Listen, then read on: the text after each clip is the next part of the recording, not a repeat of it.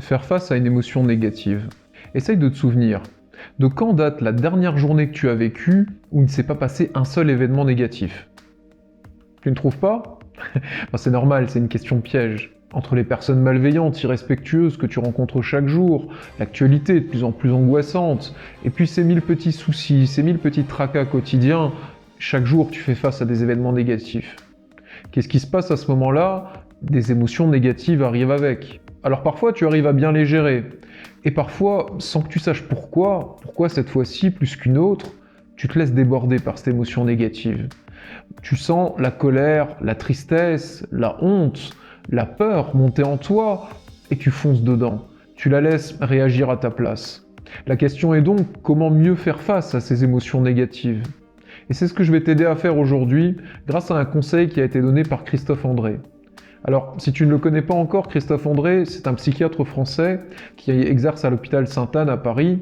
Il est auteur de nombreux livres, il a fait de nombreuses conférences, et c'est quelqu'un qui est très inspirant de par le calme dont il fait preuve et l'expérience et la sagesse qu'il a accumulée au fil des ans.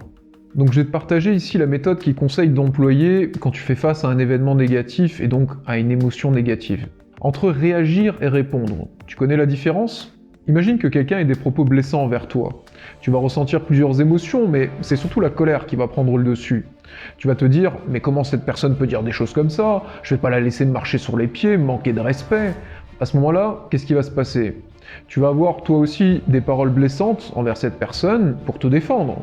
On dit bien que la meilleure défense c'est l'attaque. La suite, tu la connais déjà. Tu vas avoir des propos qui vont dépasser ta pensée, le ton va continuer à monter, la conversation va s'envenimer, et au final la situation va complètement dégénérer. Et suite à ça, après coup, tu vas avoir une deuxième émotion qui va arriver, c'est la tristesse. Parce que tu vas commencer à ruminer les paroles que tu as dites, et aussi les paroles qu'on t'a dites. Tu vas commencer à douter et te dire « et si cette personne avait raison?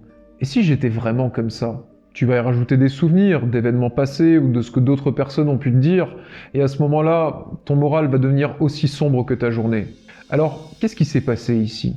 Eh bien, tout simplement, tu as réagi. Tu as réagi avec ton instinct, avec tes émotions et avec tes automatismes. Et si à la place de réagir à cette situation, tu y avais répondu, qu'est-ce qui serait passé? Cette personne te dit à nouveau quelque chose de blessant, tu sens à nouveau la colère monter en toi, mais à ce moment-là, stop.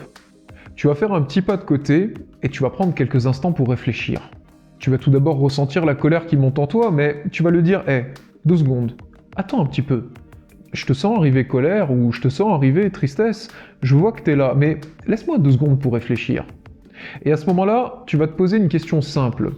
Quel est mon but par rapport à cette personne ? Est-ce que je veux me faire respecter par elle, si c'est par exemple un collègue de travail ou alors un responsable?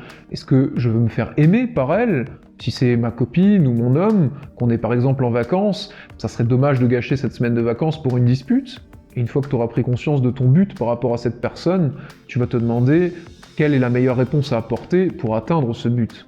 Et là, normalement, tu as 2 objections qui te viennent immédiatement à l'esprit quand je te dis ça.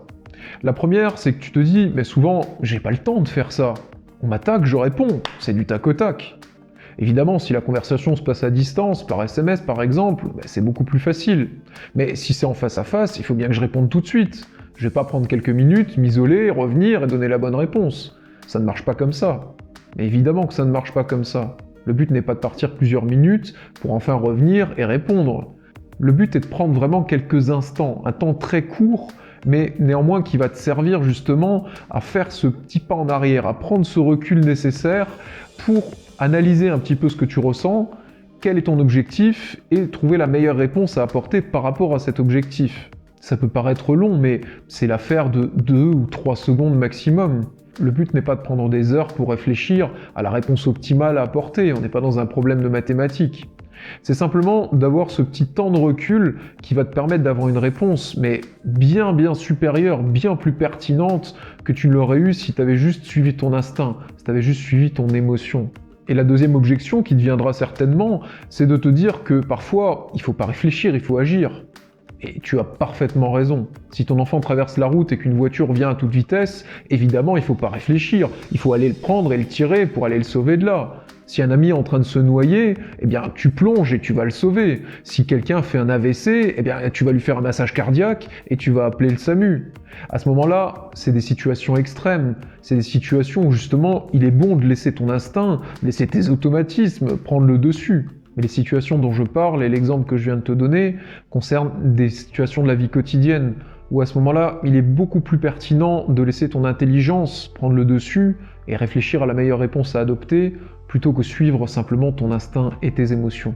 Et enfin, dernièrement, certaines personnes diront qu'il n'est pas bon de réprimer ses émotions, qu'il faut les laisser s'exprimer. C'est vrai, mais pas totalement. C'est vrai dans le sens où, évidemment, il ne faut pas réfréner ses émotions, il ne faut pas les garder à l'intérieur de soi. Il faut savoir les laisser s'exprimer. C'est pas ignorer ses émotions, c'est pas les enfermer à triple tour, c'est simplement ne pas les laisser prendre le contrôle, ne pas les laisser te dominer. C'est toi qui diriges. Tes émotions sont là, il faut les accepter, il faut faire avec, mais c'est toi qui décides de la réponse à apporter. C'est pas elle. Parce que si tu les laisses décider à ta place, les résultats sont rarement à la hauteur.